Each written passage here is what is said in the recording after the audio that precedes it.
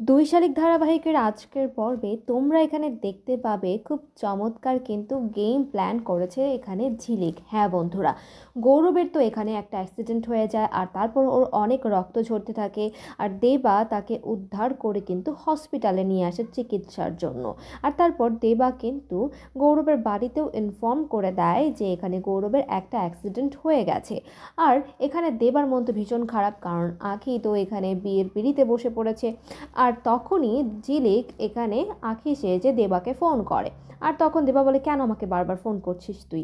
তুই তো বিয়ে করছিস খুব আনন্দ করে, আমাকে কেন ফোন করে জানাচ্ছিস? তখন এখানে ঝিলিক তাকে বলবে যে এই বিয়েটা আমি মন থেকে করছি না দেবা, দেখো আমাকে জোর করে বিয়েটা দেওয়া হচ্ছে।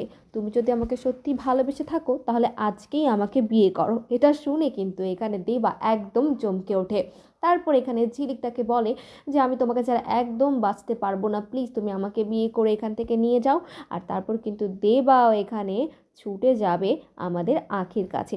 আর আঁখির এখানে মন তো ভীষণ খারাপ, কারণ আঁখিকে তো বিয়ে করা হচ্ছে জোর করে। আর তারপর এখানে ঝিলিক জানতে পারে যে গৌরবের অ্যাক্সিডেন্ট হয়েছে। আর তারপর ঝিলিক কিন্তু দৌড়ে হসপিটালে পৌঁছে যাবে গৌরবের কাছে।